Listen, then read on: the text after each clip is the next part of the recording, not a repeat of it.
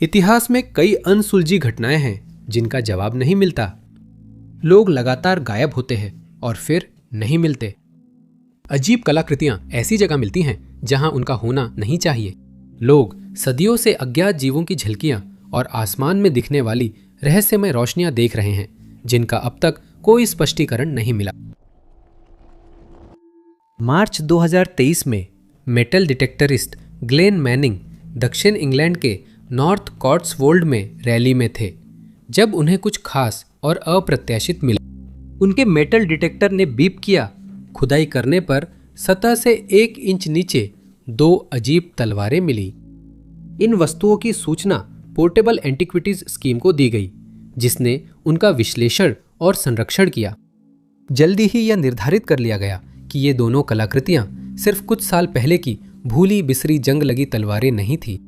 ये प्रारंभिक लौह युग की थी और दूसरी तीसरी शताब्दी ईस्वी में रोमन घुड़सवार सेना द्वारा सैक्सन आक्रमणों के समय इस्तेमाल होती थी। लेकिन वे यहाँ क्या कर रही थी? यही सवाल था जिसने अंततः शोधकर्ताओं की एक टीम को इस क्षेत्र में और जानकारी की तलाश में वापस लौटने के लिए प्रेरित किया ताकि इसका जवाब मिल सके। 1800 साल पुरानी तलवारों को दुश्मनों से बचाने के लिए दफनाने का सिद्धांत संभव है, लेकिन विशेषज्ञ मानते हैं कि इस संयोग से मिली खोज के पीछे कुछ और भी हो सकता है। 2025 की शुरुआत में हिस्टोरिक इंग्लैंड और कॉट्सवोल्ड्स आर्कियोलॉजी की टीम ने विलर से ग्लॉस्टरशायर के पास स्थल की पूरी खुदाई शुरू की। जनवरी में बारिश से काम में बाधा आई, फिर भी स्वयंसेवकों को लगा कि समय पर काम न करने से जरूरी जानकारी जमीन से खो सकती है। प्रमुख विशेषज्ञों के समर्थन से खुदाई आगे बढ़ी। शोधकर्ताओं ने स्थल पर महत्वपूर्ण खोजें की, जिनमें से कई सदियों पुरानी थी। इन खोजों में 3, संभवतः 4 लौह युग की वृत्ताकार खाइयां थीं, जिनका व्यास 18.5 मीटर था। उन्हें एक आयताकार घेरा मिला जिसमें 5 मीटर गहरी खाई थी। वहां रोमन चूना पत्थर की इमारत के अवशेष मिले, जिसे इतिहासकार शायद पंखनुमा विला मानते हैं। कभी न छेड़े गए मिट्टी में बॉक्स, फ्लू टाइल्स, सिरेमिक छत और रंगीन दीवार की पल स्तर के अवशेष भी मिले, जो सभी लौह युग से जुड़े हुए थे। सबसे ठोस सबूत मानव अवशेष थे, जो उसी समय के थे, जिससे यह संकेत मिलता है कि तलवारें वहां गलती से नहीं थीं। ये उन्हें चलाने वालों का घर था। असल में पुरातत्वविदों ने यहाँ जो खोजा था वो ग्लॉस्टरशायर में लौह युग की एक बस्ती थी। एक ऐसी खोज जिसे कोई भी नहीं कर पाता अगर रहस्यमय आदि अनादि तलवारों की किस्मत से हुई खोज न होती, जो मिट्टी में सिर्फ 1 इंच नीचे पड़ी थी। साल 1620 में नुएस्ट्रा सेनोरा दे अतोचा नामक एक जहाज का निर्माण हुआ और यह इंडीज के बेड़े का हिस्सा बन गया, जिसे स्पेनी खजाना बेड़ा के नाम से भी जाना जाता है। इसका काम सैकड़ों व्यापारी जहाज़ों को स्पेन और अमेरिका के बीच सुरक्षा प्रदान करना था, ताकि उनका कीमती माल लुटेरों से सुरक्षित अपने गंतव्य तक पहुंच सके। इन जहाज़ों की सुरक्षा सुनिश्चित करने के लिए नुएस्ट्रा सेलोरा दे अतोचा में 20 बड़े कांस्य तोपें लगाई गई थी और इसमें 180 नाविकों और कम से कम 82 पैदल सैनिकों का दल था।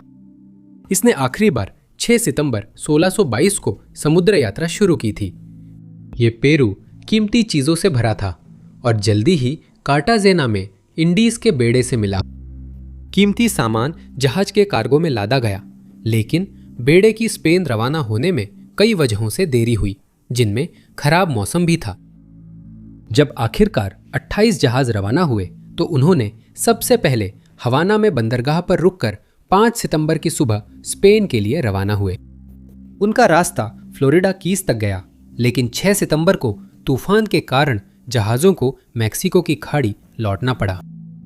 नुएस्ट्रा सेनोरा दे अटोचा बेड़े के पीछे थी, लेकिन वह और 2 अन्य जहाज सांता मार्गरीटा व नुएस्ट्रा सेनोरा डेल रोसारियो तेज तूफान से नहीं बच सके। तीनों जहाज अलग हो गए, पर नुएस्ट्रा सेनोरा दे अटोचा को सबसे ज्यादा नुकसान हुआ। चालक दल ने जहाज को वापस अपने रास्ते पर लाने की भरसक कोशिश की, लेकिन वह चट्टान से टकराकर टूटने लगा। रिपोर्टों के अनुसार वह जल्दी डूब गया और खजाना भी ले गया। अगले दिन मस्तूल से चिपके 5 चालक दल के सदस्यों को बचा लिया गया। माल वापस पाने की कोशिश हुई, लेकिन एक और तूफान ने मस्तूल नष्ट कर दिया और जहाज का आखिरी निशान भी मिटा दिया। करीब 350 साल बाद 1971 में कुछ खजाना एक गोताखोर मेल फिशर नामक व्यक्ति को मिला, जो कई वर्षों से नुएस्ट्रा सेनोरा दे अटोचा की तलाश कर रहे थे। उन्होंने इतिहासकार यूजिन लियोन के शोध पर ध्यान दिया, जिन्होंने जहाज का स्थान बेहतर अनुमानित किया। खजाना लगभग 11 मील के दायरे में बिखरा हुआ था और वे कुछ टुकड़े निकालने में सफल रहे, लेकिन मलबा नहीं ढूंढ पाए। 1973 में 3 नंबर लगे चांदी की सिल्लियां मिले और पुष्टि हुई कि वे नुएस्ट्रा सेनोरा दे अटोचा से आए थे। 2 साल बाद जहाज की 5 तोपें फिशर के बेटे को मिली, जिनकी पत्नी के साथ 1 हफ्ते बाद नाव दुर्घटना में मृत्यु हो गई। 1985 में फिशर के छोटे बेटे ने मलबे का मुख्य स्थान खोजा और वह 47 टन चांदी और कुछ 8 रियल के सिक्के निकालने में सफल रहा। जहां एक तरफ खजाने का एक हिस्सा मिल गया, वहीं अनुमान है कि करीब $450 मिलियन का खजाना अब भी समुद्र में छिपा है, जो अब तक नहीं मिला। इन टुकड़ों को खोजने की सारी कोशिशें बेकार रही। सिर्फ समय बताएगा कि उसे कभी निकाला जा सकेगा या नहीं। फिलहाल वह कीमती सामान समुद्र के नीचे दफन है। 2024 में पुरातत्वविद क्विंटाना रू मेक्सिको गए ताकि कोबा नामक माया पुरातात्विक स्थल का दौरा कर सके। यह स्थल युकाटन प्रायद्वीप के जंगलों के बीचों बीच बसा हुआ है, जो कानकुन से 2 घंटे की ड्राइव पर है। पुरातत्वविद, जो माया सभ्यता के रहस्यों को लेकर और भी अधिक उत्सुक होते जा रहे थे, खंडहरों की भूल भुलैया से गुजरते हुए आगे बढ़े। तभी उन्हें कुछ ऐसा मिला जो पहले की खुदाई के दौरान नहीं मिला था। नोहाक म्यूल पिरामिड्स के पास सीढ़ियों के नीचे छिपी चित्रलिपि मिली, जिसे कोबा की खोज के बाद न तो दर्ज किया गया न ही पढ़ा जा सका। 14 बाई 11 फुट की चूना पत्थर की नींव पर वह अज्ञात लेख लिखा था, लेकिन क्षरण और नमक के कारण पढ़ना असंभव था। उस शिलालेख की खोज के बाद से ही शोधकर्ता यह सुनिश्चित करने के लिए काम कर रहे हैं कि वह अच्छी तरह संरक्षित रहे, इस उम्मीद में कि एक दिन वे उन अज्ञात शब्दों में छिपे रहस्यमय रहस्यों को सुलझा सके। चूना पत्थर के 123 पैनलों की मरम्मत के साथ साथ वैज्ञानिक 23 अन्य शिलालेखों का भी विश्लेषण कर रहे हैं, जो बाद में स्वतंत्र पत्थर के स्तंभों पर उकेरे गए थे। 1 साल तक रहस्यमय माया नक्काशियां विद्वानों और विशेषज्ञों का ध्यान बनी रहीं, जो उनकी कहानियों को सुलझाना चाहते थे। 2025 के अंत में समाधान सामने आने लगे। सभी अभिलेखों में शोधकर्ताओं को एक नाम बार बार मिला, जिसके साथ कई महत्वपूर्ण अंश और तिथियां भी थी। ये नाम अब तक पुरातत्वविदों और इतिहासकारों के लिए अज्ञात था। ईश चाक चाइन। मुख्य अंशों का विश्लेषण करते हुए शिलालेख विशेषज्ञ डेविड स्टुअर्ट और ऑक्टावियो एस्पार्जा ओल्गुइन ने माया दुनिया में वर्षा, शक्ति और एक दुर्लभ महिला शासक की अब तक कभी न सुनी गई कहानी का खुलासा किया। पता चला कि कोबा में ईश चाक चाइन का नाम इतनी बार आने के पीछे एक वजह थी। वह एक शक्तिशाली रानी थी, जिन्होंने 6ठी शताब्दी की कई घटनाओं की निगरानी की, जिसमें 8 दिसंबर 573 को बालकोट का निर्माण भी था। चाइन का नाम उन अभिलेखों में है जो क्वित्सनाल में स्थित एक उच्च राजनीतिक सैन्य पद का उल्लेख करते हैं, जिसका अर्थ हिरण के पर्वत का महल है, जो नोहक म्यूल क्षेत्र की ओर संकेत करता है। चाइन के नाम के अलग अलग रूप, जैसे इश्चाआक चैन योपत, उनके शासक और देवता का आवियों से संबंध को दर्शाते हैं। आगे की जांच से पता चलता है कि रानी का रक्षक देवताओं के साथ एक महत्वपूर्ण संबंध है, जो उनकी शक्ति और प्रभाव को भी दर्शाता है, जिससे यह संकेत मिलता है कि उनका शासन माया इतिहास की सृष्टि की कथाओं से सीधे जुड़ा हुआ है। शिलालेखों से कोबा के बाहर भी संभावित गठबंधनों और कूटनीतिक संबंधों का पता चला है, जैसे कि कानुल वंश के शासक के साथ। इन प्राचीन शिलालेखों को पढ़ना माया सभ्यता के रहस्यों को सुलझाने में अहम रहा और इस नई खोज ने इतिहासकारों को उच्च वर्गीय माया समाज में महिलाओं की भूमिका पर फिर से सोचने को प्रेरित किया। 2 लापता लोगों के बीच संबंध मिलने पर पुलिस आमतौर पर मामलों में अच्छी प्रगति करती है, लेकिन कैलिफोर्निया में 1993 में हुआ एक मामला तब से अब तक अनसुलझा ही है। उस समय दो आदमी 27 वर्षीय पॉल आर्मस्ट्रॉन्ग और 33 वर्षीय स्टीफन लोम्बार्ड एक ही कंपनी RTS टोइंग में काम कर रहे थे। वे कभी मिले या दोस्त नहीं थे, फिर भी एक अनसुलझे रहस्य का हिस्सा बनने वाले थे। RTS टोइंग का मालिक रैंडल राइट नाम का एक व्यक्ति था, जो बाद में गंभीर पुलिस जांच का केंद्र बना। जब वो और उनकी पत्नी करेन 2009 में मैक्सिको में अपने छुट्टी वाले घर में रह रहे थे, तभी अचानक करेन बिना किसी सुराग के गायब हो गई। जब राइट से पूछताछ की गई तो यह सामने आया कि वह और करेन एक सोच समझकर लिए गए तलाक के बीच में थे, और जांचकर्ताओं ने पता लगाया कि उनकी कई बहसों में से एक के दौरान राइट ने करेन की जान लेने की धमकी दी थी और कहा था कि कोई भी उसे कभी नहीं ढूंढ पाएगा।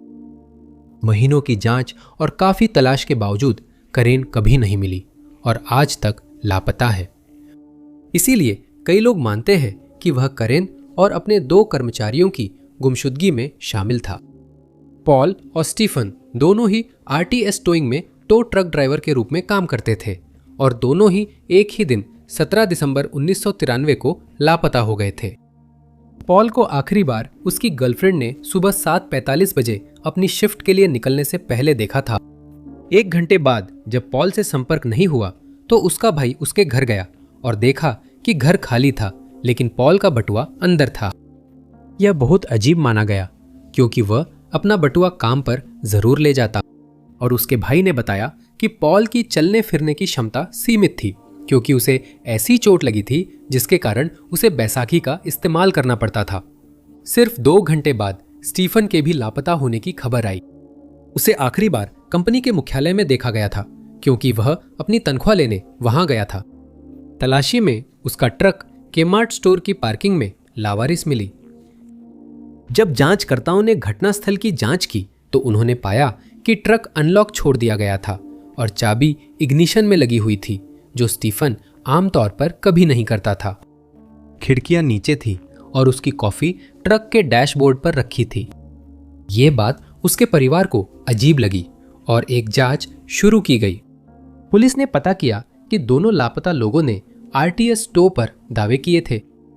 पॉल ने बताया कि उसे संदेह था कि कंपनी के कुछ कर्मचारी अपराधों में शामिल थे, और दायर दस्तावेजों से पता चला कि उसी दिन स्टीफन और राइट में झगड़ा हुआ।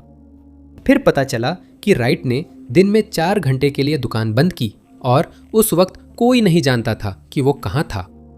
पॉल और स्टीफन की हत्या का संदेह था, पर सबूत न मिलने से मामले ठंडे पड़ गए। करेन के 2009 में अचानक गायब होने पर ये मामले दोबारा खोले गए। राइट ने करेन की गुमशुदगी की जांच के दौरान झूठी वाहन चोरी की रिपोर्ट दर्ज कराई थी, और ये उसने अपनी खुद की गुमशुदगी दर्ज होने के 1 दिन बाद किया था। उसे गबन और अवैध रूप से वाहन लेने के लिए 6 महीने की जेल की सजा सुनाई गई थी। पॉल, स्टीफन या कैरन की गुमशुदगी में कभी किसी संदिग्ध का नाम नहीं आया और वे कभी मिले नहीं। पश्चिम जावा का एक प्रमुख स्थल चिन्ह धुंध से ढकी एक साधारण पहाड़ी थी। यह गड़ंग पाडांग एक पवित्र पहाड़ी है जहां स्थानीय लोग दशकों से जाते हैं। हाल के वर्षों में पुरातत्व क्षेत्र में बहस ने शांत वातावरण की जगह ले ली थी। गनुंग पाडांग को दुनिया का सबसे पुराना पिरामिड बताया गया है, जो गीजा से भी पुराना है, और माना जाता है कि इसे 28,000 साल पहले प्रारंभिक सभ्यता ने बनाया था। इन दावों के केंद्र में थे डॉक्टर डैनी हिलमैन नदाविजाजा, जो इंडोनेशिया की राष्ट्रीय अनुसंधान और नवाचार एजेंसी के भूविज्ञानी हैं। डैनी का मकसद इतिहास की धारणाओं को चुनौती देना नहीं था, बल्कि उनका पुरातत्व से भी खास संबंध नहीं था। वह टेक्टोनिक्स व भूकंपों पर शोध करते थे, लेकिन 2011 में उन्होंने अचानक आधुनिक उपकरणों का इस्तेमाल करते हुए गनुंग पाडांग में सर्वेक्षण करना शुरू कर दिया। उनकी परीक्षण श्रृंखला में सिस्मिक टोमोग्राफी, रेसिस्टिविटी और कोर सैंपल थे, जिससे निष्कर्ष निकला कि कथित दुनिया के सबसे पुराने पिरामिड के निर्माण में कई चरण थे। 2023 में उनका अध्ययन आर्कियोलॉजिकल प्रोस्पेक्शन जर्नल में छपा, लेकिन 2024 में संपादकों ने इसे यह कहते हुए वापस ले लिया कि मिट्टी की जैविक सामग्री प्राकृतिक हो सकती है और इसका मानव गतिविधि से संबंध जरूरी नहीं। डैनी के अनुसार पिरामिड की भूभौतिकीय जानकारी और ज्यामिति को सिर्फ प्राकृतिक प्रक्रिया मानकर खारिज नहीं किया जा सकता। ये गरुंग पाडांग पर किया गया एकमात्र वैज्ञानिक मूल्यांकन नहीं था। कुछ खुदाइयों में ऐसी चीजें मिली जो नहीं मिलनी चाहिए थी। पहाड़ी की परतों में धातु जैसी आकृति वाली वस्तुएं मिली जिन्हें सिक्के बताया गया, जो ज्ञात सबसे पुराने सिक्कों से हजारों साल पुराने थे। कुछ सिक्कों पर प्राचीन व्यापार के प्रतीक या पूजा स्थलों का उल्लेख था। कुछ वस्तुएं दूरस्थ संपर्क दर्शाती थी, जैसे गैर स्थानीय ऑब्सिडियन, मिट्टी के बर्तनों के टुकड़े और सबसे खास सीमेंट जैसी सामग्री जिसने कथित पिरामिड की गहरी परतों में स्तंभों को जोड़ा था। डेटिंग विश्लेषण से पता चला कि सीमेंट जैसी सामग्री 25,000 साल पुरानी थी, जो रोमन कंक्रीट से 20,000 साल पहले की थी। इस मामले में तथ्य और कल्पना अलग करना मुश्किल है, क्योंकि असंभव दावे किए गए हैं और उनके समर्थन में सबूत नहीं है। मामला और उलझ गया जब पता चला कि दुनिया का सबसे पुराना पिरामिड की अधिकतर तस्वीरें AI से बनी थीं। इस रहस्य की जटिलता के बावजूद विशेषज्ञों ने आखिरकार स्थिति को स्पष्ट कर दिया और 2025 में इस मामले को समाप्त कर दिया। लुफ्ती यंद्री, जो 1997 से गनुंग पाडांग में खुदाई कर रहे हैं, ने कहा कि यह स्थल पत्थर की सीढ़ियों का समूह है, न कि कोई विशाल प्राचीन पिरामिड, जैसा कि अफवाहों में कहा गया था। यंद्री और उनकी टीम ने आधुनिक कार्बन डेटिंग तकनीकों का इस्तेमाल किया, जिससे अंततः यह पता चला कि इन्हें 117 और 45 ईसा पूर्व के बीच बनाया गया था। आगे की जांच में पता चला कि एक प्राचीन समूह ने इन सीढ़ियों को प्राकृतिक भूवैज्ञानिक प्रक्रियाओं से बने प्राकृतिक पत्थर के स्तंभों के ऊपर बनाया था। साइट के कुछ हिस्से मानव निर्मित हैं, लेकिन उतने नहीं जितना लेखों में बताया गया। 2023 में किए गए दावे को मीडिया में काफी चर्चा मिली। दुनिया भर के लोग इस खोज को लेकर उत्साहित थे, जिसने उनके इतिहास की समझ बदल दी थी। लेकिन ये दावे निराधार थे और स्पष्ट रूप से बढ़ा चढ़ाकर पेश किए गए और गलत व्याख्या की गई थी, जिनकी गहन जांच की आवश्यकता थी। जांचों ने कहानी को झूठा साबित किया। अधिकांश लोग भूत प्रेत या प्रेतवादित स्थानों पर विश्वास नहीं करते, लेकिन कुछ घटनाएं ऐसी हैं जिनका कोई स्पष्टीकरण नहीं मिलता और वे कट्टर संशयवादियों को भी हैरान करती हैं। ऐसा ही एक मामला 1959 में मैसाचुसेट्स में हुआ था और आज तक इसका कोई ठोस स्पष्टीकरण नहीं मिला है। उस समय एक 80 वर्षीय महिला, जिनका नाम केवल मिसेस पैपिनो बताया गया है, स्प्रिंगफील्ड मैसाचुसेट्स के बटलर स्ट्रीट पर एक घर में रह रही थी, जहां वह अपने 13 वर्षीय पोते वेन की देखभाल करती थी। उनकी परेशानी उस साल 6 जनवरी को शुरू हुई, जब बिना किसी चेतावनी के घर की कई खिड़कियां अचानक फट गईं। उन्होंने पुलिस को बताया कि धमाकों से पहले घर के किसी हिस्से से अजीब थपथपाने की आवाज आई थी, लेकिन वे कारण नहीं समझ पाए। शुरुआत में इसे एक अलग थलग घटना माना गया, लेकिन अगले हफ्ते के दौरान बिना किसी वजह के 39 खिड़कियां अचानक टूट गईं।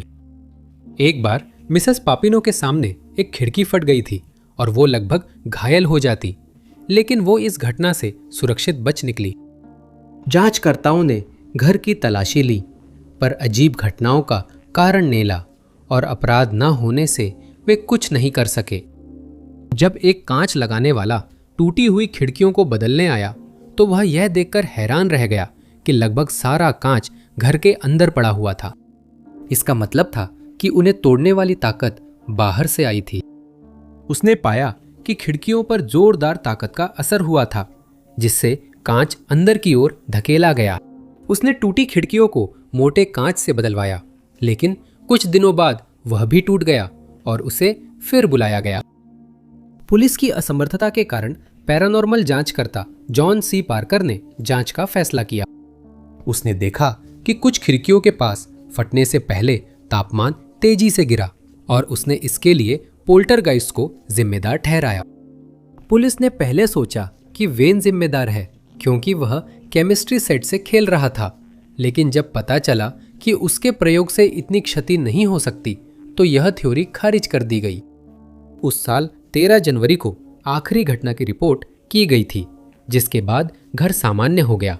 हालांकि ऐसा कहा गया है कि अजीब गतिविधियां जारी रहीं और मिसेस पापिनो ने बस आगे कोई रिपोर्ट दर्ज न कराने का फैसला किया।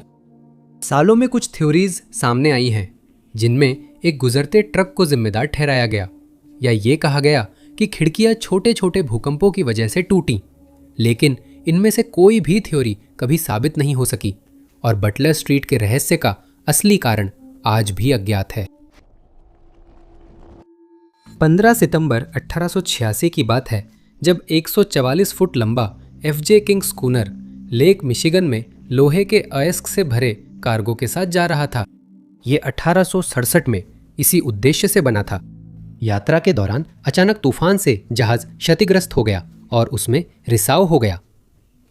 क्रू ने पानी निकालने की कोशिश की, लेकिन जहाज में तेजी से पानी भर रहा था, इसलिए कप्तान विलियम ग्रिफिन ने जहाज छोड़ने का आदेश दिया। सभी यॉल नाव में चढ़े और चप्पू चलाकर किनारे पहुंचे। रात बिताने के बाद लैम्पेटिट नामक एक और स्कूनर मदद के लिए आई।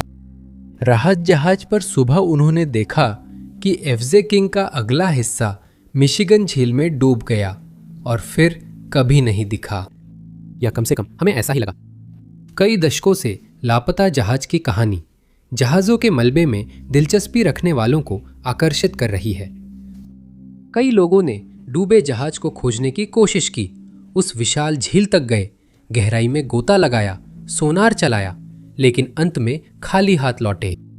यह स्कूनर इतनी मायावी थी कि इसे भूतिया जहाज कहा गया। हालांकि वर्षों तक यह गहरी रुचि का विषय बनी रही, छोटी कहानियों और समुद्री रहस्यों का आधार बनी, लेकिन एफजे किंग की पहेली धीरे धीरे लोगों की नज़रों से ओझल हो गई। 129 साल बाद 2025 में लंबे समय से खोए हुए जहाज का रहस्य फिर से चर्चा में आ गया, जब ब्रेंडन बायलेट, विस्कॉन्सिन जलमग्न पुरातत्व संघ के अध्यक्ष, समय के साथ भुला दिए गए लापता जहाज़ों को खोजने में रुचि लेने लगे। उन्होंने अपने लंबे समय के शोध सहयोगी बॉब जेक के साथ 20 नागरिक वैज्ञानिकों व इतिहासकारों को लापता जहाज के मलबे की खोज में जोड़ा और ये रोमांच सभी से साझा किया, जिसे वे केवल एक छोटी सी मज़ेदार खोज समझ रहे थे और जिसे उनमें से कई लोग व्यर्थ मान रहे थे। वही यात्रा एक ऐसा मौका बन गई जिसने एक लंबे समय से चले आ रहे रहस्य को सुलझा दिया। सिर्फ 2 घंटे ही बीते थे कि सोनार सिस्टम पर एक असामान्य आकृति दिखाई दी। टीम ने पानी के नीचे मिले अवशेष की माप ली, जो लापता स्कूनर से मेल खाती थी, लेकिन पुष्टि बाकी थी कि वह एफजे किंग है या नहीं। और उनका अगला कदम एक रिमोट से संचालित पानी के नीचे चलने वाले वाहन को तैनात करना था, ताकि वे उस जगह की तस्वीरें और वीडियो ले सके जिसे वे मलबे की साइट मान रहे थे। सबमर्सिबल पानी में डाला गया और चल पड़ा। टीम ने बाद में रिकॉर्ड की गई फुटेज की समीक्षा की, पहचान के चिन्हों की ओर इशारा किया और कुछ ही पलों में उन्होंने मलबे की पहचान कर ली। 1 सदी से भी अधिक समय में पहली बार एफजे किंग स्कूनर को इंसानी आंखों ने देखा था।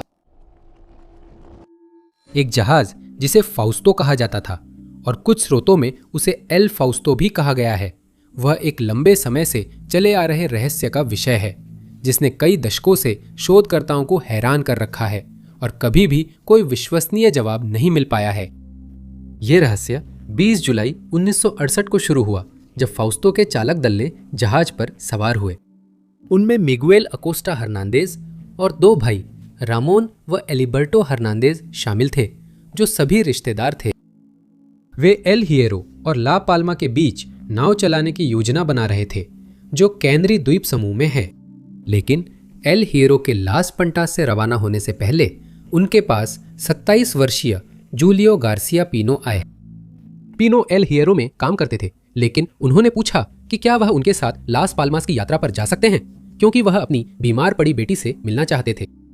उन्होंने कहा कि वह उनकी मदद के लिए भुगतान करने को तैयार है, लेकिन उन लोगों ने उनका भुगतान लेने से मना कर दिया और उन्हें मुफ्त में अपने साथ जाने की अनुमति दे दी।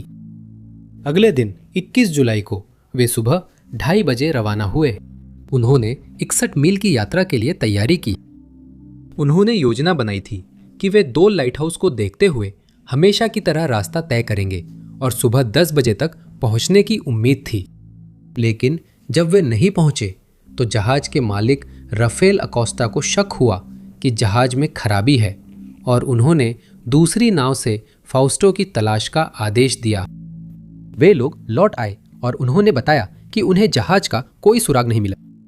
अकोस्टा को पता चल गया था कि कुछ गलत हो गया है, इसलिए उन्होंने एक आपातकालीन संदेश भेजा जिसमें क्षेत्र में मौजूद जहाज़ों को सूचित किया गया कि वे उनका लापता जहाज और उस पर सवार लोगों की तलाश करें। हवाई जहाज और जहाज़ों के साथ बड़ा खोज अभियान चलाया गया। 25 जुलाई को दक्षिण अमेरिका से नीदरलैंड्स जा रहे एक ब्रिटिश जहाज ने फाउस्टो और उसके चालक दल को देखा। वे लापाल्मा से लगभग 175 मील दूर बह गए थे, लेकिन तजाकोर्टे के किनारे तक वापस खींचे जाने का मौका लेने के बजाय उन्होंने वहीं रहने का फैसला किया। ब्रिटिश जहाज के चालक दल ने उन्हें खाना और ईंधन दिया, फिर वे रवाना हो गए। हालांकि घटनाओं का यह संस्करण विवादित है क्योंकि ये लोग अपने परिवारों के पास लौटने के लिए बेताब रहे होंगे और यह सुझाव दिया गया है कि ब्रिटिश जहाज के चालक दल ने यह कहानी गढ़ी या फिर कुछ पूरी तरह अलग हुआ जिसे उन्होंने बताने का फैसला नहीं किया। फाउस्टो में ईंधन भर दिया गया था और उम्मीद थी कि वह उसी दिन बंदरगाह लौटेगा, लेकिन वह फिर बंदरगाह नहीं लौटा और नया खोज अभियान शुरू हुआ। लेकिन इस बार जहाज कहीं दिखाई नहीं दिया। खोज रोक दी गई, लेकिन उसी साल 9 अक्टूबर को एक इतालवी जहाज के चालक दल ने बताया कि उन्होंने फाउस्टो को कर्क रेखा के पास निर्धारित गंतव्य से 600 मील दूर देखा।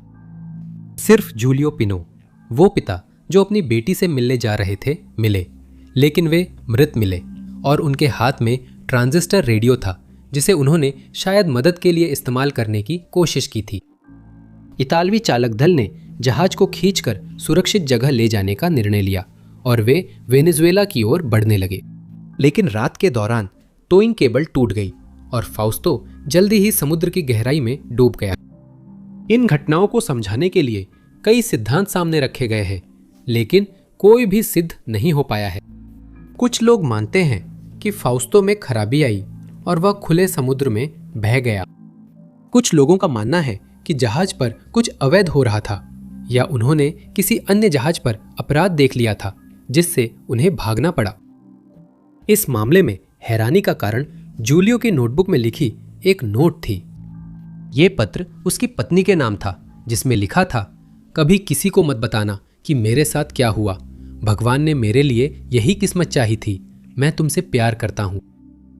उसकी नोटबुक के कई पन्ने स्पेनिश अधिकारियों को मिले, लेकिन उनकी सामग्री कभी सार्वजनिक नहीं हुई, इसलिए फाउस्टो पर क्या हुआ यह आज भी रहस्य है। सोलोमन द्वीप समूह के ठीक उत्तर में स्थित और आकार में अलास्का से थोड़ा बड़ा है रहस्यमय अंटांग जावा पठार, जो समुद्र तल का एक विशाल जलमग्न पठारी क्षेत्र है। ये हमारे ग्रह के इतिहास में सबसे बड़े ज्वालामुखी विस्फोट से बना था, एक ऐसी घटना जिसने संभवतः खुद इस पठार का निर्माण किया। अंटुंग जावा का निर्माण लगभग 12 करोड़ साल पहले हुआ था, जब एक ही तेज ज्वालामुखीय घटना में पृथ्वी की सतह का लगभग 1% हिस्सा ढक गया था, जिससे 50 लाख घन किलोमीटर लावा निकला था, जो आज के पारंपरिक मेंटल प्लूम मॉडलों में फिट नहीं बैठता। जब से इंसान अतीत की घटनाओं के जवाब खोजने लगे, शोधकर्ता लंबे समय से यह सवाल कर रहे हैं कि इस विस्फोट का कारण क्या था, लेकिन इसका उत्तर अब तक नहीं मिला। इस पठार ने सामान्य सीमाउंट ट्रेल्स नहीं दी, जिन्हें हॉटस्पॉट्स को ज्वालामुखीय विस्फोटों से जोड़ने में उपयोग किया जाता है। एंटोंग जावा की गायब ट्रेल ने इस बात को लेकर कुछ सवाल खड़े कर दिए कि इसका निर्माण कैसे हुआ और पिघला हुआ शैल पदार्थ कहां से आया था। वैज्ञानिकों को लंबे समय से संदेह है कि पानी के नीचे ज्वालामुखीय हॉटस्पॉट्स, जहां गर्म और रासायनिक रूप से अलग चट्टानें ग्रह के भीतर से ऊपर उठती हैं, एंटोंग जावा जैसे द्वीप श्रृंखलाओं और पठारों जैसी बड़ी ज्वालामुखीय संरचनाओं को जन्म देती हैं।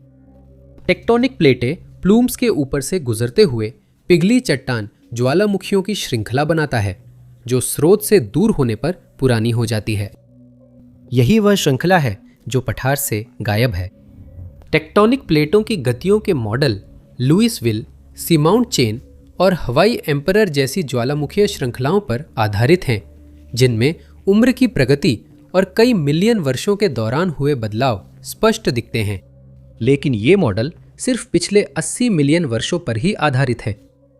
इससे पहले के किसी भी समय की बात करें तो सबूत या तो दबे हुए होंगे या गायब होंगे। 2025 की शुरुआत में मैरीलैंड और हवाई विश्वविद्यालय के शोधकर्ता गायब हिस्सों को जोड़ने के लिए एक साथ आए, जो प्रशांत महासागर के प्राचीन समुद्र तल के नए मानचित्रण से शुरू हुआ। पहले भी शोधकर्ताओं ने अंटांग जावा को लुइसविल हॉटस्पॉट से जोड़ने की कोशिश की थी, लेकिन वे अंत में असफल रहे। पठार से ज्ञात हॉटस्पॉट तक की दूरी बहुत अधिक थी, जो 1200 किलोमीटर तक फैली हुई थी, जो तभी समझ में आती अगर खुद हॉटस्पॉट ने बहुत ज्यादा स्थान बदला होता। पैलियो एल्टीट्यूड डेटा से पता चलता है कि लुइसविल प्लूम 70 मिलियन वर्षों से लगभग स्थिर है। इस उलझन ने टीम लीडर वेल फिनलेसन को नया तरीका अपनाने को प्रेरित किया। वैज्ञानिकों ने हाल के पथों की जगह समोआ और रारूटू अरागो क्षेत्र के ज्यादा पुराने और कम ज्ञात ज्वालामुखीय पथों की जांच की। इन क्षेत्रों में 10 करोड़ साल पुराने पदचिह्न मिले, जो अनोखे भू रासायनिक संकेत देते हैं। इससे टीम को प्रशांत महासागर के भीड़ भाड़ वाले समुद्र तल में उनका पता लगाने और क्रेटेशियस काल की नई झलक देखने में मदद मिलेगी। टीम ने इस तकनीक से लेक आइलैंड पास डूबे समुद्री पर्वतों से नमूने लिए, जिनमें प्रशांत महासागर के सबसे पुराने ज्वालामुखीय रहस्य हैं, और इन खोजों को लंबे समय से सक्रिय सामोन हॉटस्पॉट ट्रैक के डेटा के साथ मिलाकर वैज्ञानिक एक अधिक संपूर्ण मॉडल तैयार करने में सक्षम हुए। इस मॉडल ने बताया कि प्रशांत प्लेट करीब 80 से 100 मिलियन साल पहले कैसे घूमी थी। मॉडल के पुनर्निर्माण से खाली जगहें भरेंगी और ये गलत धारणा दूर होगी कि लुइसविल प्लूम को एंटोंग जावा संरचना समझाने लंबी दूरी तय करनी पड़ी। लेकिन असल में वास्तव में वह प्लूम ज्यादा हिली ही नहीं थी। विनलेसन और टीम ने पाया कि प्लेट खुद हिल गई थी। टीम ने पाया कि समोआ के पास पानी के नीचे पहाड़ों की श्रृंखला उनकी सोच से भी पुरानी थी, जिससे सदियों पुराना रहस्य बना। मैरीलैंड और हवाई के शोधकर्ता पूरी तरह से रीमैपिंग, रसायन विश्लेषण और उम्र की पुष्टि के जरिए इन सब बातों को जोड़ पाए। ये लुइसविल हॉटस्पॉट था, जो गहराई से उठती गर्म पदार्थ की धारा है और अंतांग जावा के निर्माण का कारण था। 12 करोड़ साल पहले यह हॉटस्पॉट आज की तुलना में कहीं ज्यादा तीव्र था। इससे एक विशाल और अचानक लावा विस्फोट हुआ, जिसने एक शक्तिशाली ब्लो टॉर्च की तरह काम किया और पठार का निर्माण किया। जल्दी ही यह स्थिर हो गया, घूमता रहा और दूर तक बना रहा, जिससे पीछे सामान्य ज्वालामुखीय श्रृंखला रह गई, जिसका अंतांग जावा से संबंध होने की किसी ने कल्पना नहीं की थी। सदियों से दुनिया भर के लोगों ने आसमान से गिरने वाली रहस्यमय चीजों की रिपोर्ट दी है, जिनका कारण स्पष्ट नहीं है। उदाहरण के लिए 1876 में केंटकी के निवासियों ने बताया कि उनके अनुसार मांस के टुकड़े आसमान से गिरने लगे थे। इसका ठोस जवाब नहीं मिला, लेकिन अधिकतर लोग मानते हैं कि ये ऊपर उड़ते गिद्धों के झुंड द्वारा गलत समय पर खाना उगलने से हुआ। लोगों को लगा जैसे मांस के टुकड़े बारिश की तरह गिर रहे हैं। अन्य मौकों पर अलग अलग जगहों पर अलग अलग घटनाओं में अचानक मेंढक, सांप, पैसे, मेवे, घास, गोल्फ बॉल, कीड़े, टॉफी और यहाँ तक कि मकड़ियाँ भी बारिश की तरह गिरने लगी, जिससे लोग हैरान रह गए। कुछ मामलों को अजीब बारिश माना गया है, जो जल स्तंभ, बवंडर, वायुमंडलीय कारणों और औद्योगिक दुर्घटनाओं से जुड़ी थी।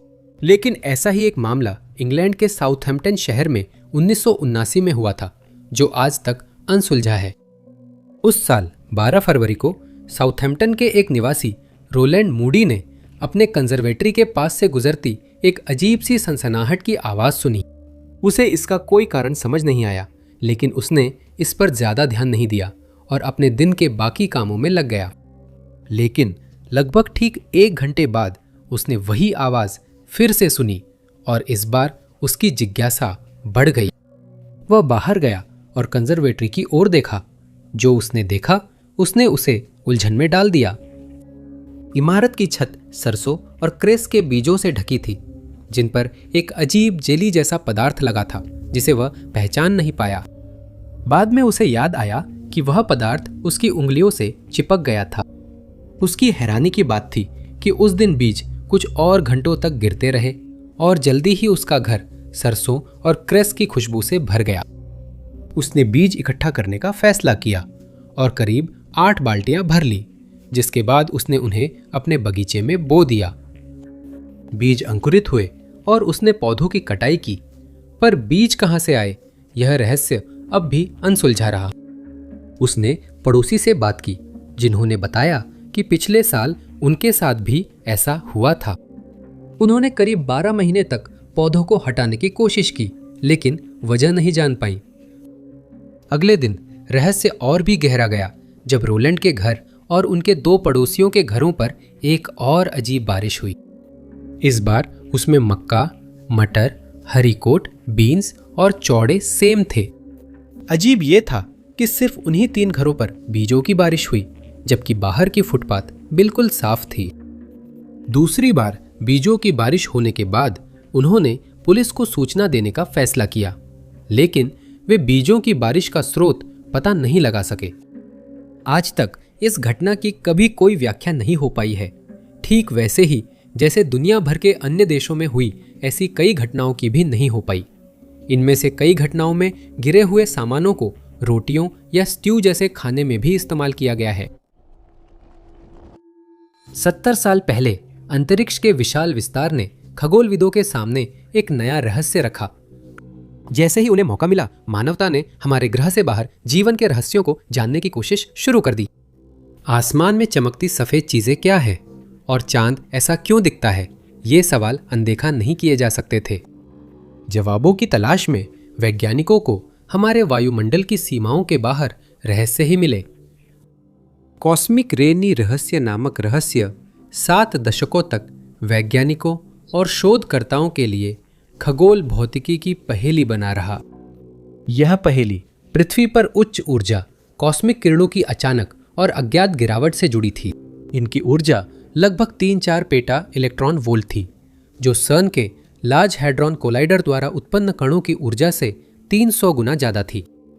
इस संरचना का नाम स्पेक्ट्रा में उस मोड की ओर इशारा करता है जो घुटने जैसी आकृति बनाता है, जहां उच्च ऊर्जा कणों की संख्या रहस्यमय रूप से घटती है, जो त्वरण की सीमा को दर्शाता है। वैज्ञानिक जब ग्राफ बनाते हैं कि कितने कण किस ऊर्जा स्तर पर पहुंचते हैं, तो रेखाएं सामान्य होती है, लेकिन 3 पेटा इलेक्ट्रॉन वोल्ट पर ग्राफ मुड़कर नीचे गिर जाता है।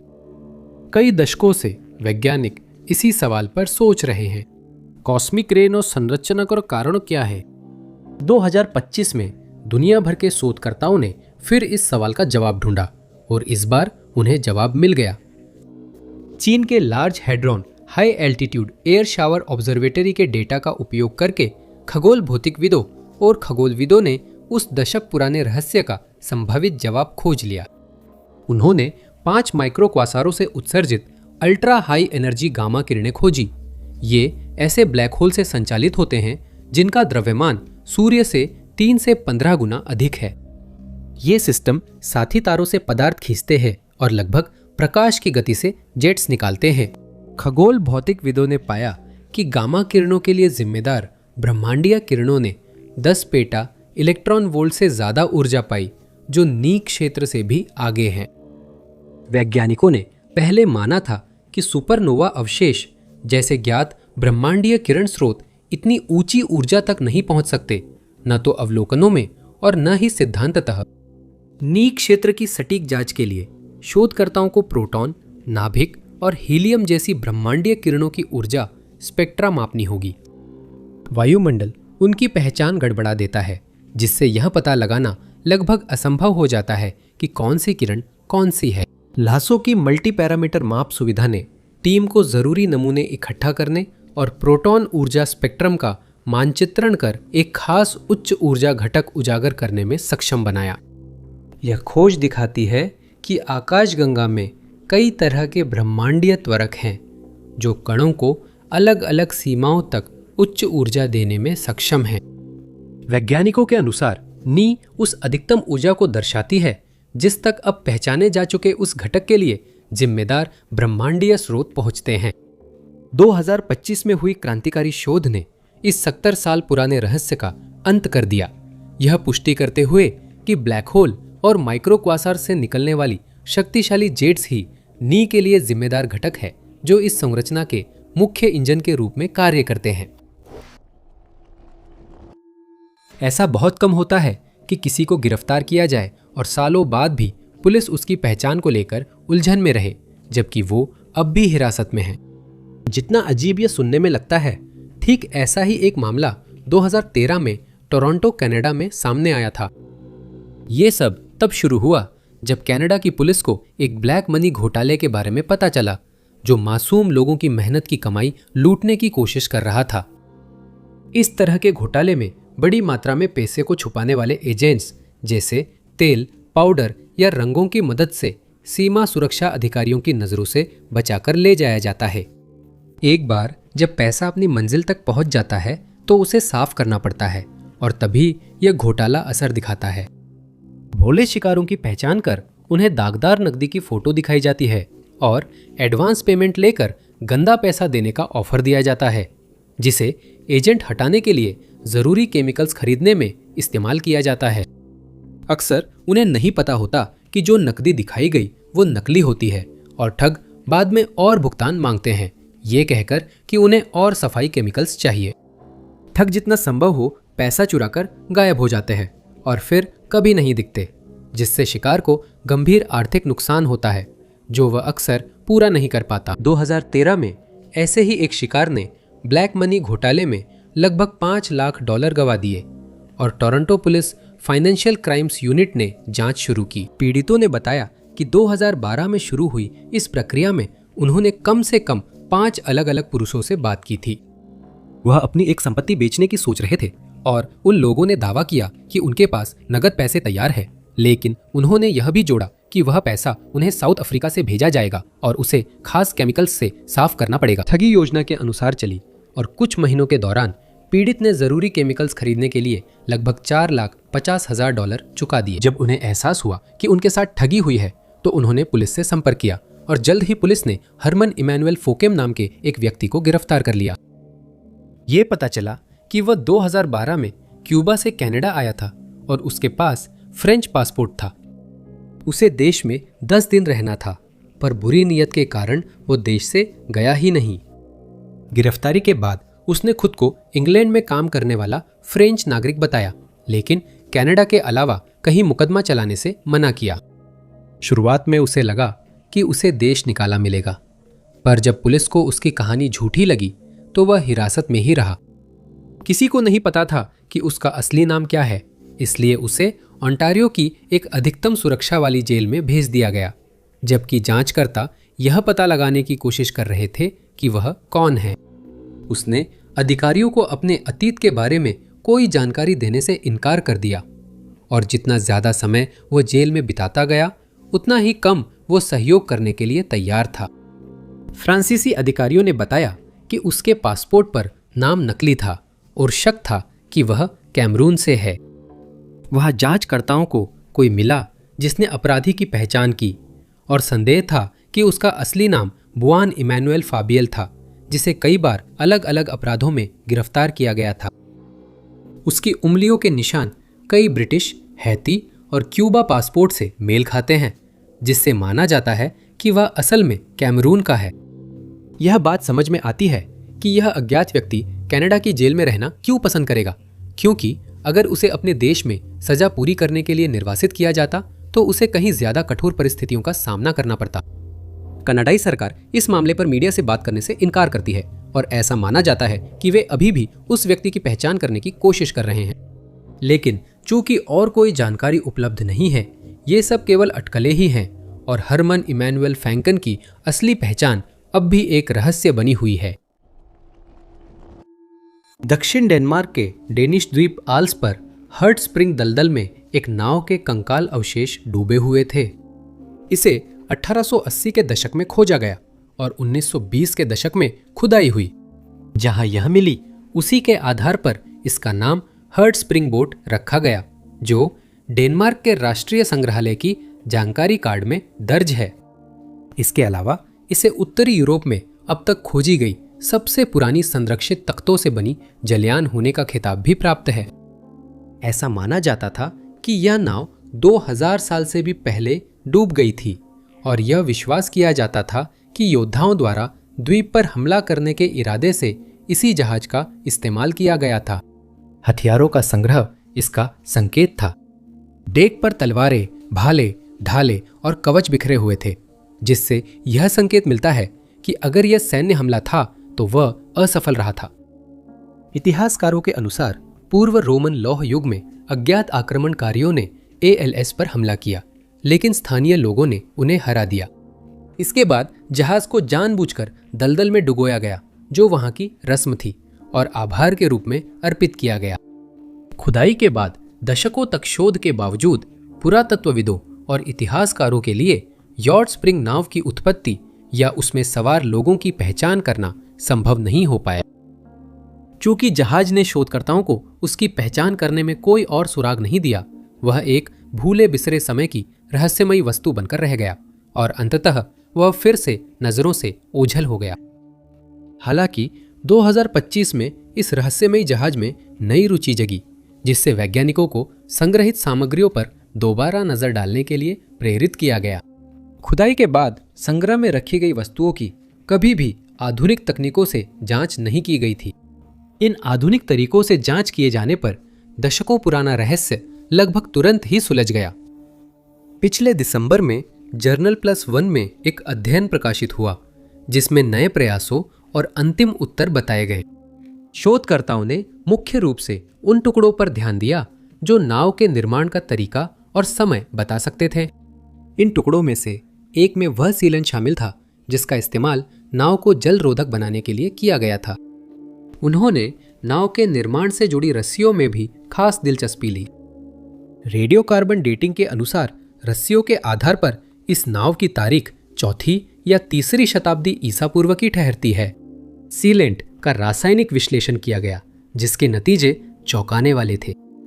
उस समय उत्तरी जर्मनी और डेनमार्क में उपलब्ध सामग्री के आधार पर शोधकर्ताओं ने सोचा कि यह अलसी का तेल या पशु वसा से बना होगा, लेकिन विश्लेषण से पता चला कि इसमें चीड़ की राल और वसा थी।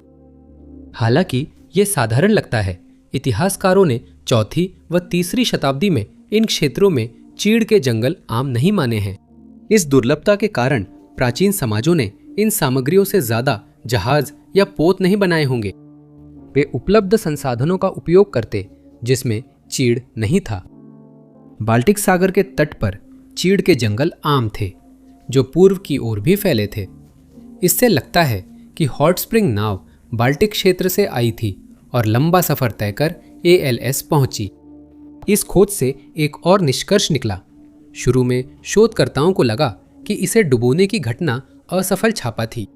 यह यात्रा दिखाती है कि हमले की पूरी योजना थी।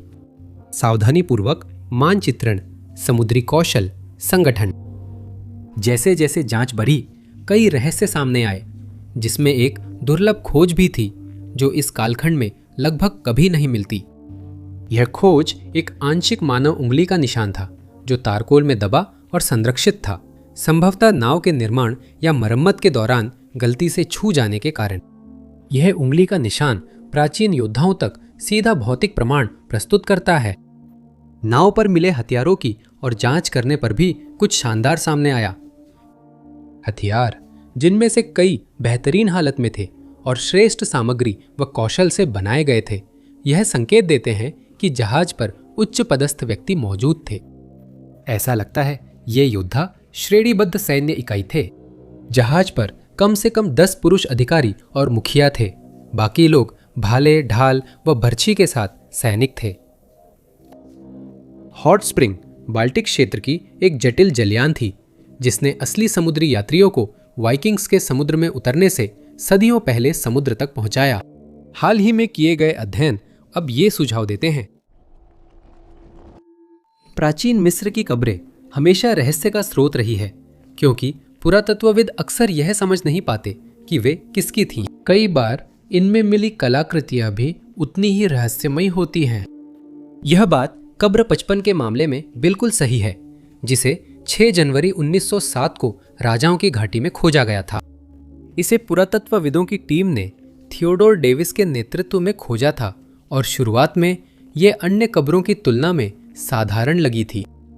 जब इस साधारण दिखने वाली कब्र को पहली बार खोला गया तो समूह को अंदर एक ताबूत मिला जिसके चारों ओर क्षतिग्रस्त कलाकृतियां थीं।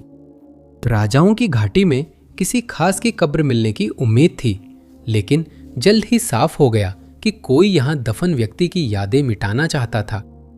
कलाकृतियों को जो नुकसान बहुत पहले हुआ, उससे विशेषज्ञों को लगा कि किसी को अंदर दफन व्यक्ति से कोई समस्या थी।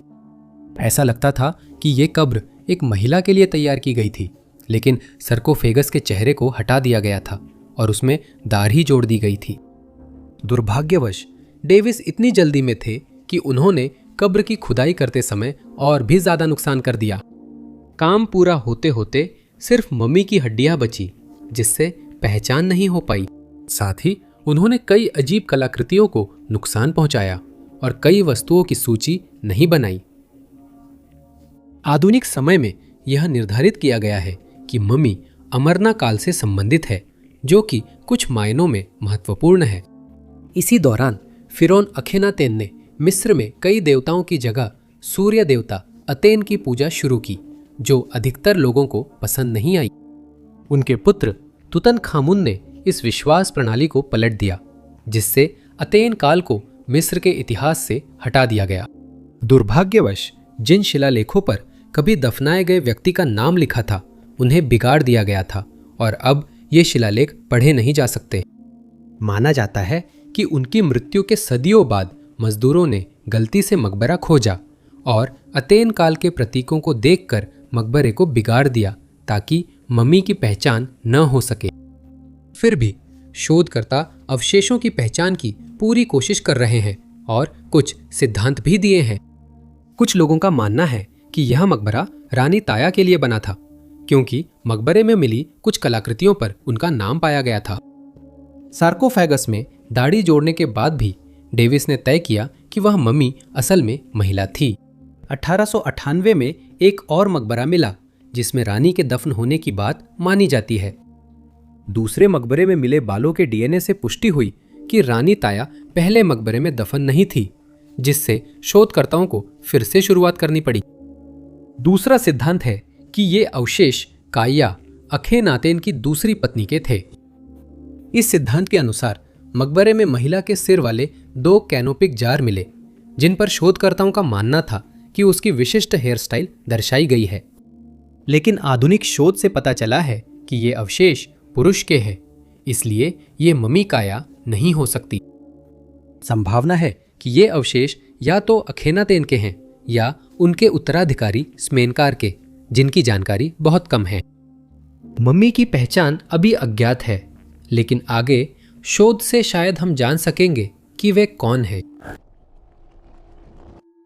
वैदिक संस्कृत के पवित्र सूक्त संग्रह ऋग्वेद, जो कि ईसा पूर्व दूसरी सहस्राब्दी तक पुरानी है, एक दिलचस्प विशेषता का वर्णन करती है जो कभी भारत में एक प्रमुख शक्ति थी। ये सरस्वती नदी थी, जिसे ऋग्वेद में बेहद विशाल जलमार्ग के रूप में वर्णित किया गया है, जो पहाड़ों से समुद्र तक बहती थी। क्योंकि भारत की कोई भी ज्ञात नदी इतनी अद्भुत विशेषताओं के अनुरूप नहीं थी, इसलिए सरस्वती को बस एक किंवदंती, एक काव्यात्मक कल्पना या किसी की कल्पना का हिस्सा मानकर खारिज कर दिया गया। हाल ही में ऐसी कलाकृतियों, स्थानों और लोगों की खोज के बाद, जिन्हें कभी काल्पनिक माना जाता था, वैज्ञानिकों, भूवैज्ञानिकों, इतिहासकारों और पुरातत्वविदों ने सोचा कि ऋग्वेद को फिर से जांचना चाहिए। वैदिक पवित्र ग्रंथों के अनुसार सरस्वती इतनी अद्भुत रूप से शक्तिशाली और अकल्पनीय रूप से भव्य थी कि उसके तट पर ऋग्वेद की रचना की प्रेरणा मिली। यह नदी इतनी महान थी कि इसे देवी का दर्जा मिला और इसका नाम ज्ञान, संगीत, कला, बुद्धि व प्रकृति की देवी से लिया गया। ये देवी एक त्रिमूर्ति का हिस्सा है: सरस्वती, लक्ष्मी और पार्वती। पवित्र शिलालेखों में इस नाम का अर्थ है अनेक जलाशयों वाली। ये पता लगाने के प्रयास में कि क्या सरस्वती वास्तव में कोई वास्तविक स्थान थी, इतिहासकारों ने स्वयं ग्रंथों का सहारा लिया और सुरागों की तलाश में हर पहलू का विश्लेषण किया। ऋग्वेद ने केवल कुछ संकेत ही दिए कि इस प्रसिद्ध नदी का स्थान कहाँ था, जिसे यमुना और सतलुज की जलधाराओं तथा दृशद्वती और आप्या की सहायक नदियों के बीच बहने वाली कहा गया है। ग्रंथ में लिखा है कि यह नदी पहाड़ों से समुद्र तक बहती थी। एक शोधकर्ता डॉक्टर मयंक वहिया के अनुसार यमुना और सतलुज के बीच केवल एक ही नदी है और उसका नाम घग्गर है। उन्होंने जिस जलमार्ग का जिक्र किया वह पाकिस्तान में जाकर हकरा नदी बनता है। घग्गर नदी अब सूख चुकी है और आज खाली पड़ी है। जमीन के सर्वे और सैटेलाइट तस्वीरें ही ये बात के सबूत है कि यह कभी एक विशाल नदी रही होगी। 2010 में मिचेल डी नीनो ने the lost river on the trail of the Saraswati किताब प्रकाशित की। टोपोग्राफिकल अन्वेषण, भूवैज्ञानिक अध्ययन और आइसोटोप विश्लेषण से मिले सबूतों का हवाला देते हुए कि घग्गर हकरा वही प्रसिद्ध खोई हुई नदी है जिसने कभी हड़प्पा सभ्यता को जीवन दिया था, जो 3500 से 1900 ईसा पूर्व के बीच महान सिंधु घाटी से होकर बहती थी। हालांकि यह सिद्धांत अगले कई वर्षों तक सिर्फ एक सिद्धांत ही बना रहा, जब तक कि 2024 और 2025 में आई नई शोधों ने सदियों पुराने सवालों के जवाब नहीं दे दिए। हरियाणा व राजस्थान के कुछ क्षेत्रों में प्राचीन नदी मार्ग खोजने के लिए भूवैज्ञानिक अध्ययन, स्थलाकृतिक मूल्यांकन, समस्थानिक विश्लेषण व उपग्रह डेटा जैसी विधियां अपनाई गई। 2024 में व्यापक जांच के बाद यह पुष्टि हुई कि घाघर हकरा नदी एक मौसमी धारा थी जो सतलुज और यमुना नाम की सहायक नदियों से पोषित थी। लेकिन यह गलत प्रतीत होता था, क्योंकि अगर यह सरस्वती होती जो एक विशाल नदी थी तो फिर यह सूख क्यों गई। इसके अलावा जैसा कि वेदों में उल्लेखित है, ना तो सतलुज और ना ही यमुना इससे जुड़ी हुई थी। यही आखिरी वजह थी जो 2025 की शुरुआत में रहस्य सुलझा देगी। प्रसिद्ध भूवैज्ञानिक KS वाल्दिया इस गलत पुष्टि से हैरान हुए और उन्होंने सिर्फ मिट्टी व आइसोटोप नहीं बल्कि अन्य पहलुओं का भी विश्लेषण करने वाला अलग सिद्धांत अपनाया। इसमें टेक्टोनिक गतिविधि भी थी। पिछले साल ऐसी गतिविधियों के अध्ययन के माध्यम से ये पाया गया कि ये दोनों सहायक नदियां कभी घाघर हकरा से जुड़ी हुई थीं, लेकिन टेक्टोनिक प्लेटों में बदलाव ने इनके मार्ग को घातक रूप से बदल दिया, जिससे यह नदी लगभग 1900 ईसा पूर्व सूख गई। दरअसल सरस्वती गायब नहीं हुई थी, एक तरह से वह जीवाश्म बन गई थी और समय में थम गई थी, केवल लिखित अभिलेखों से गायब हुई थी। लेकिन भारत की धरती के नीचे भूले बिसरे मार्गों में आज भी अदृश्य रूप से बह रही है। दुनिया ऐसे लोगों से भरी हुई है जिनके पास असाधारण क्षमताएं पाई गई है। कुछ लोग अकल्पनीय स्तर के दर्द को सहने में सक्षम होते हैं, कुछ लोग बिजली से अप्रभावित रहते हैं और कुछ अपने शरीर को असंभव लगने वाली मुद्राओं में मोड़ सकते हैं। ये कुछ अजीब प्रतिभाओं के उदाहरण हैं जो कुछ लोगों में होती हैं और आमतौर पर समझाई जा सकती हैं। जैकलीन प्रिस्टमैन नाम की महिला है जिनकी क्षमताओं ने शोधकर्ताओं को दशकों से हैरान किया है। 1980 में जैकलीन और उनके पति रॉन स्टॉकपोर्ट मैनचेस्टर, इंग्लैंड में रहते थे। यही उन्हें पहली बार अपनी अजीब क्षमता का एहसास हुआ जो तार्किक व्याख्या को चुनौती देती है। जैकलीन अपने गुस्सैल स्वभाव के लिए जानी जाती थी और उस दिन वह और रॉन बहस में उलझ गए थे। उसने खुद को शांत करने के लिए घर छोड़ा, स्कूटर पर निकला। तभी जैकलीन ने चिल्लाकर कहा कि वह चाहती है उसका एक्सीडेंट हो। उसे अपने शब्दों पर पछतावा हुआ क्योंकि जॉन एक हादसे में गंभीर रूप से घायल हुआ और कुछ हफ्तों बाद मर गया। अब वो उनके घर में पूरी तरह अकेली थी और उसे खुद को ढालने में काफी मुश्किल हो रही थी। अगले हफ्तों में घर में अजीब चीजें होने लगी। पहली घटना में उसके बाथरूम का बल्ब फटने से उसकी बांह में चोट आई। उसे लगा बल्ब खराब है, पर अजीब घटनाएं चलती रहीं। उसके वैक्यूम क्लीनर का मोटर जलने पर मरम्मत वाले को बुलाया, लेकिन मशीन में कोई समस्या नहीं मिली, जिससे वो हैरान रह गया। अक्सर जब वह अपने कमरे में जाती थी तो उसके लाइट बल्ब फिर से फट जाते थे और यह मान लेना गलत नहीं होगा कि उसे अपने घर की वायरिंग में कोई समस्या लगती थी। लेकिन फिर उसने ये नोटिस करना शुरू किया कि वही चीज तब भी होती थी जब वो घर से बाहर होती थी। जब उसने एक किराने की दुकान में लाइट फिटिंग को छुआ तो वह अचानक खराब हो गई और कुछ ही समय बाद उससे कहा गया कि वह उन दुकानों में वापस न आए। जब एक बल्ब फट गया ठीक उसी समय जब वह एक अलमारी के पास से गुजरी जिसमें रॉन की कुछ चीजें रखी थी, तो वह कुछ समय के लिए इस बात को लेकर आश्वस्त हो गई कि रॉन की आत्मा उसे सता रही है, लेकिन जल्द ही उसे एहसास हुआ कि इसकी कोई और वजह होनी चाहिए। बाद में उसने एक इलेक्ट्रिशियन जिसका नाम पॉल था उससे शादी कर ली, लेकिन अजीब घटनाएं फिर भी जारी रहीं। उसका रेडियो खुद ब खुद स्टेशन बदलता था। जब रिमोट कंट्रोल कॉफी टेबल पर रखा होता था, टीवी अपने आप चैनल बदलने लगता था और जो भी उपकरण छूती वे काम करना बंद कर देते थे। उसकी अजीब क्षमता की खबर आने पर उस पर मीडिया का ध्यान पाने के लिए धोखा देने का आरोप लगा। जब एक रिपोर्टर ने उस पर ऐसा आरोप लगाया तो वह गुस्से में आ गई और उसके हाथ में पकड़ा वैक्यूम क्लीनर आग पकड़ गया। उसे दर्दनाक सिरदर्द होने लगे और कभी कभी वह बिना किसी वजह के बेहोश हो जाती थी। उसने प्रोफेसर रॉय गॉफ से सलाह ली, जिन्होंने पॉल के साथ पता लगाया कि जैकलीन के शरीर में बहुत स्थैतिक बिजली जमा हो जाती थी जो इलेक्ट्रिकल उपकरण छूने पर निकलती थी। पॉल ने एक उपकरण बनाया जिसे वह हमेशा साथ रखती थी। यह उसके शरीर की स्थैतिक बिजली खत्म कर अजीब घटनाएं कम करता था। जैकलीन ही अकेली नहीं है जिसके पास यह क्षमता है। इसे हाई वोल्टेज सिंड्रोम कहा जाता है। पहला मामला 1837 में सामने आया था। हालांकि यह घटना अभी भी अस्पष्ट है, लेकिन इस पर वर्तमान में शोध किया जा रहा है ताकि इसके बारे में और अधिक जाना जा सके और उम्मीद है कि इससे प्रभावित लोगों को जल्द ही कुछ राहत मिलेगी। 1500 के दशक के अंत से डच और स्पेनिश रुक रुक कर चलने वाला युद्ध में लगे हुए हैं। 60 वर्षों तक वे युद्धों में शामिल रहे, पर समय समय पर अस्थायी युद्ध विराम घोषित करते थे। शुरुआत में यह युद्ध उत्तरी यूरोप में डचों की स्वतंत्रता के लिए शुरू हुआ था। 1628 तक तनाव अटलांटिक क्षेत्र में फैल चुका था, जिसका स्पेनिश साम्राज्य फायदा उठाने वाला था। अपने खर्चों के लिए साम्राज्य दक्षिण अमेरिका के खजाने निकालता और ट्रांस अटलांटिक व्यापार मार्ग से घर लाता था, जिसमें प्राइवेटियर और समुद्री डाकुओं से बचना होता था। इन बेड़ों को स्पेनिश खजाना बेड़े कहा जाता था, जो सोना चांदी, संपत्ति, मसाले और विलासिता की वस्तुएं ले जाते थे। इन जहाज़ों को साथ यात्रा करनी होती थी। बाहरी हिस्सों में गैलेयन सशस्त्र जहाज तैनात रहते थे। बेड़े जिस रास्ते से जाते थे उस वजह से उन्हें शायद ही कभी रोका जाता था, लेकिन 1628 में उसी साल उनकी किस्मत जवाब दे गई।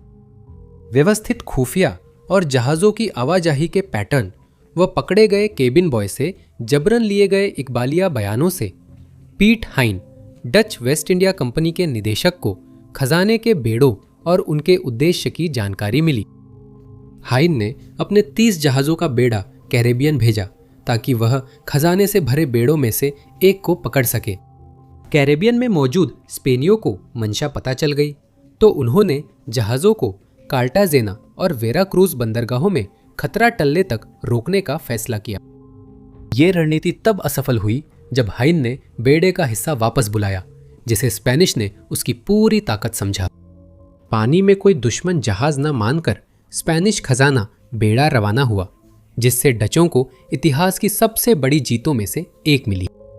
हाइन और उसकी सेना ने जिन वस्तुओं को अपने कब्जे में लिया उनमें 1,77,000 डच ट्रॉय पाउंड चांदी, सोना, मोती, रेशम और मसाले शामिल थे। चांदी की कीमत 1,15,00,000 गिल्डर थी, जो डच सेना को 1 साल से अधिक समर्थन देने के लिए काफी थी। इसी चांदी से डच ईवर और बेसिन बनाए गए थे। ईवर की धातु पर खुदे हुए शिलालेख के अनुसार यह वस्तु उस खजाने के बेड़े से आई थी जिसे पियट हैन ने 16 सितंबर 1628 को कब्जा किया था। ईवर, जिस पर मेक्सिको के चांदी के कारीगर फ्रांसिस्को एनरिकेज की हॉलमार्क लगी थी, उसे 1606 और 1628 के बीच का माना गया है, जो स्पेनिश खजाना बेड़े की विजय के समय की अवधि थी। ईवर और बेसिन आधुनिक इंडोर प्लम्बिंग से पहले व्यक्तिगत सफाई के लिए उपयोग होते थे। ये भव्यता का प्रतीक भी था। चांदी का डच ईवर और बेसिन भव्यता का प्रतीक बने, जो पूरी तरह पिघली चांदी से बने थे और डच विजय को समर्पित ट्रॉफी थे। 2025 के मध्य में इस पुरानी कथा पर तब सवाल उठे जब हालात वैसे नहीं थे जैसे दिख रहे थे। एम्स्टर्डम स्टेट म्यूजियम के metal conservation and science department की प्रमुख अपनी मटेरियल साइंस जांच कर रही थी, तभी उन्होंने ट्रॉफी में कुछ खास और असामान्य पाया। जहां खुद ईवर से पता चलता था कि वह 1628 में बना था, वहीं बेसिन की कहानी कहीं ज्यादा जटिल थी, जिसने शोधकर्ता को हैरान कर दिया। उसकी शिलालेख में 1684 की तारीख मिली, जो विजय के दशकों बाद की थी, जिससे उसकी उत्पत्ति और विजय के प्रतीक पर सवाल उठ गया। ये मानते हुए कि यहाँ कुछ अजीब हो रहा है, उसने तय किया कि वह वस्तु की जांच कर तथ्य और कल्पना अलग करेगी। बेनिकॉम और उनकी टीम ने लेड आइसोटोप अनुपात विश्लेषण का इस्तेमाल किया, जो एक सटीक तरीका है जो धातुओं की उत्पत्ति का पता लगाने के लिए ट्रेस लेड आइसोटोप को मापता है, और यह पता चलता है कि जहां जग वही है जैसा वे कहते हैं, वही बेसिन वैसा नहीं है। विश्लेषण से पता चला कि अपने समकक्ष के उलट बेसिन शुद्ध मैक्सिकन चांदी का नहीं था, बल्कि यूरोपीय और अमेरिकी चांदी के मिश्रण से बना था। आइसोटोप प्रोफाइल ने इन सामग्रियों को नीदरलैंड से जोड़ा, जो 17वीं सदी के उत्तरार्ध में स्पेनिश खजाना बेड़े पर विजय के कई दशकों बाद की बात है। बेसिन दोबारा पिघलाई गई उस चांदी से बना था जो कुछ समय से पहले ही चलन में थी। इसे कारीगरों ने बनाया था, शाही नहीं। बेसिन पहली बार ऐतिहासिक अभिलेखों में 1808 में एक लिखित दस्तावेज में दिखाई देता है, जो यह संकेत देता है कि यह उत्सव का एक वस्तु था। 1879 में एक पत्रिका ने बिना विश्वसनीय स्रोत के दावा किया कि बेसिन भी खजाने के बेड़े की चांदी से बना था, जैसे इसका समकक्ष। शायद यही से यह मिथक शुरू हुआ, लेकिन क्यों? सवाल बना रहा। 19वीं सदी में जब यूरोपीय देश अपनी पहचान मजबूत करने की कोशिश कर रहे थे, तो ऐसे कलाकृतियां एक शक्तिशाली साधन बन गई जो उस कहानी को आगे बढ़ाती थीं। स्पेनिश बेड़े पर विजय के बाद मिली पीट हैन की चांदी की सुराही और थाल की कहानी ने इन्हें देशभक्ति का प्रतीक बना दिया। राष्ट्रीय गौरव और भौतिक संपत्ति के संबंध ने संस्कृति के विकास में अहम भूमिका निभाई।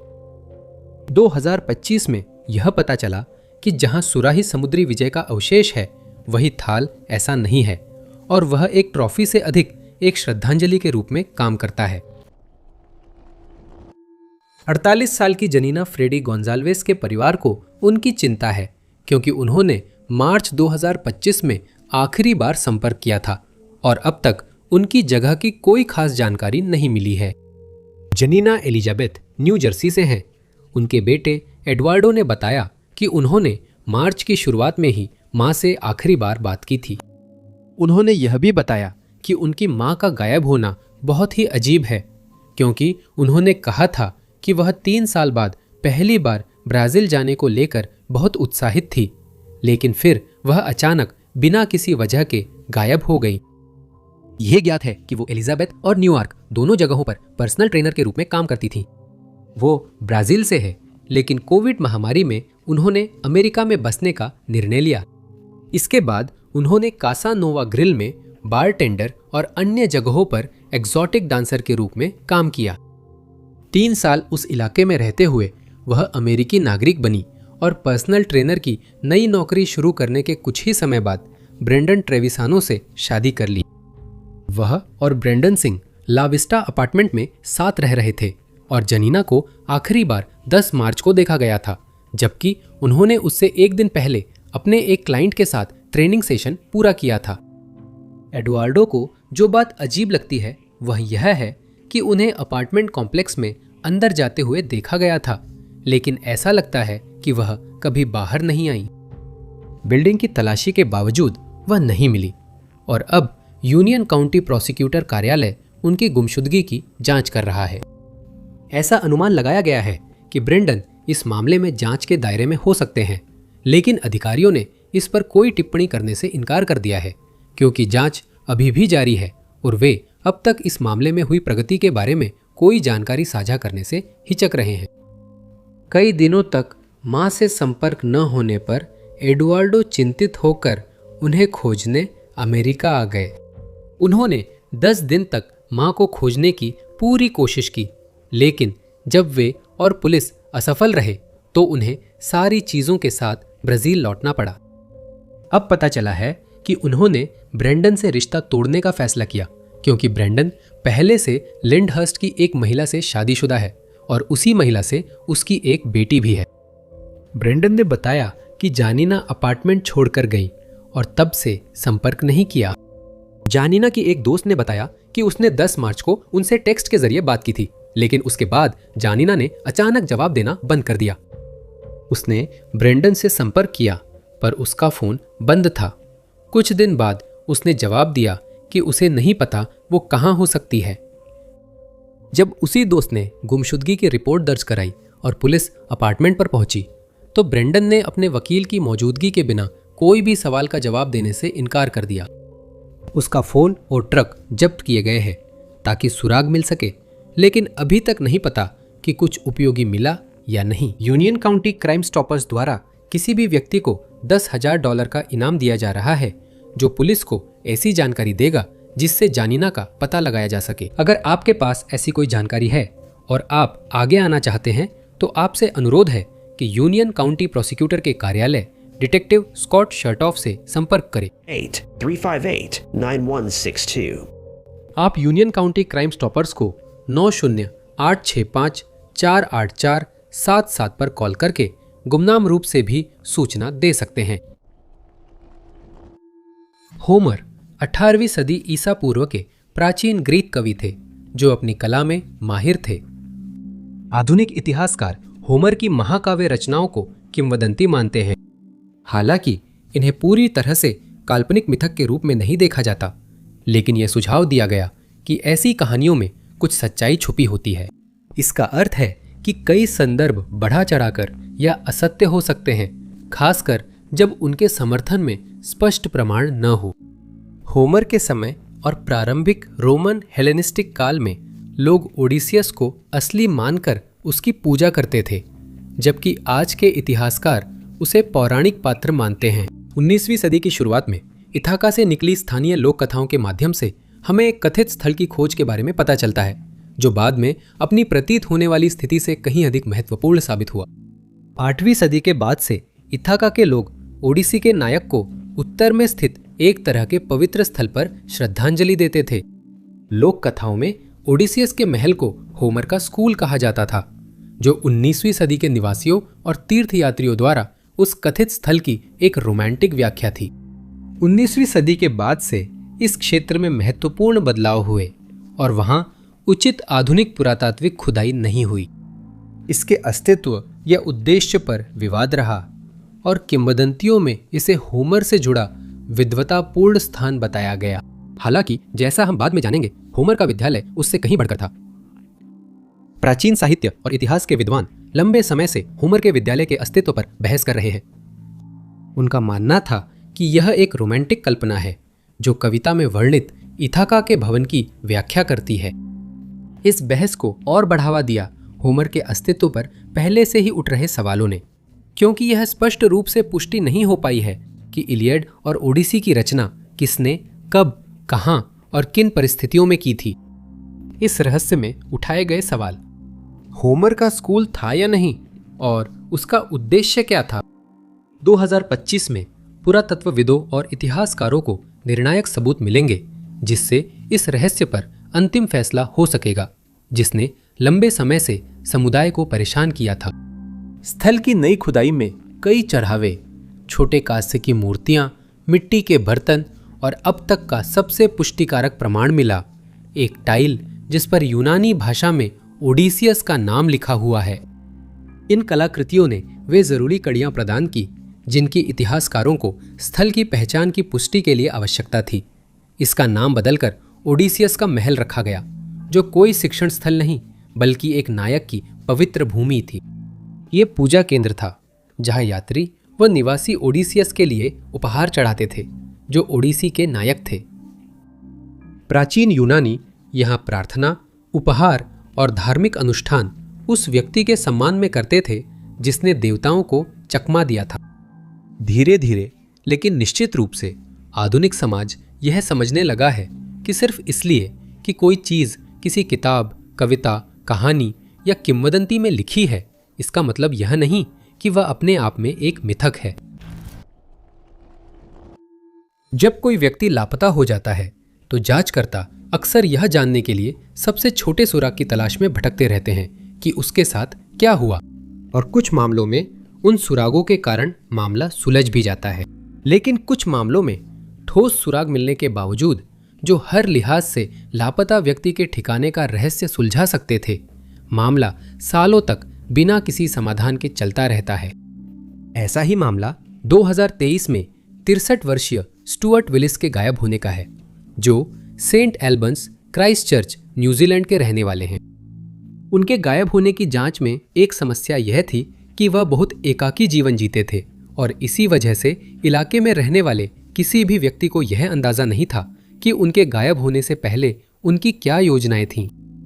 वह बहुत शांत जीवन भी जीते थे और अपने पड़ोसियों से ज्यादा मेलजोल नहीं रखते थे, इसलिए उनके ठिकाने के बारे में बहुत कम सुराग हैं और पिछले 2 सालों से पुलिस को कोई और सुराग नहीं मिला है, सिवाय एक के जो उनके अपार्टमेंट के मुख्य दरवाजे पर मिला था। स्टीवर्ट जिस परिसर में रहता था उसमें 4 अपार्टमेंट थे और उसका अपार्टमेंट एक लंबी ड्राइववे के आखिर में था। उनके मकान मालिक ने बताया कि अपनी गुमशुदगी से पहले के महीनों में वह सामान्य से भी ज्यादा अकेले रहने लगे थे, लेकिन उन्होंने और स्टीवर्ट ने कभी भी उनके भविष्य की योजनाओं के बारे में बात नहीं की थी। मकान मालिक ने स्टीवर्ट की गैर हाजिरी देख गुमशुदगी की रिपोर्ट की। शुरू में उन्होंने और उनके पति ने मान लिया था कि स्टीवर्ट की मौत हो गई है और वो लौटेंगे नहीं। तब बदलाव आया जब किसी ने उन्हें या उनके हुलिये से मिलते जुलते किसी व्यक्ति को माउंट प्रॉस्पेक्ट, साउथलैंड के पास देखे जाने की खबर दी। ये रिपोर्ट 26 अक्टूबर 2023 को की गई थी, लेकिन ये अब भी अज्ञात है कि वो वही थे या नहीं, क्योंकि उस सुराग से उन्हें ढूंढने में कोई मदद नहीं मिली। जांचकर्ताओं के पास स्टुअर्ट के मामले में सिर्फ एक सुराग है। उसके लापता होने की रिपोर्ट के बाद जब वे उसके अपार्टमेंट पहुंचे तो मुख्य दरवाजे पर फार्म लिखा एक नोट मिला। इस सुराग का मतलब कोई नहीं समझ पाया, क्योंकि उसने ना कभी बताया कि उसका परिवार फार्म पर रहता है या वो ऐसा कोई जानता है। अपार्टमेंट के अंदर जांचकर्ताओं को स्टुअर्ट की सारी चीजें मिली, जिनमें उसके कपड़े, निजी दस्तावेज और अन्य सामान शामिल थे। मकान मालिक ने बताया कि वे बरामदे में कॉफी पीते बातें करते थे, पर गुमशुदगी से कुछ महीने पहले स्टुअर्ट ने बातचीत बंद कर अकेला रहना चाहा। अपार्टमेंट में 10 साल रहने के बाद उसकी लगातार गैर मौजूदगी से कई लोगों को लगता है कि उसने नई जिंदगी शुरू कर ली या किसी आपराधिक घटना का शिकार हुआ हो। पुलिस का मानना है कि वह साउथलैंड इलाके में शांत और एकांत जीवन जी रहा है। यह बात स्पष्ट रूप से साबित नहीं हुई है, इसलिए जांचकर्ता उन्हें मिलने वाले किसी भी सुराग का स्वागत करते हैं। अगर आपने स्टीवर्ट को देखा है या उसके मिलने में मदद कर सकने वाली कोई भी जानकारी है, तो आपसे अनुरोध है कि पुलिस को 105 नंबर पर कॉल करें और फाइल नंबर 230 807 7610 बताएं। आप सभी का देखने के लिए बहुत बहुत धन्यवाद। अगर आपको यह वीडियो पसंद आया हो तो लाइक बटन जरूर दबाएं, साथ ही सब्सक्राइब करना और नोटिफिकेशन बेल दबाना ना भूलें, ताकि हमारे आने वाले सभी वीडियो की जानकारी आपको मिलती रहे। मेरा नाम टॉप 5 अननोन्स है। हम अगले वीडियो में मिलेंगे।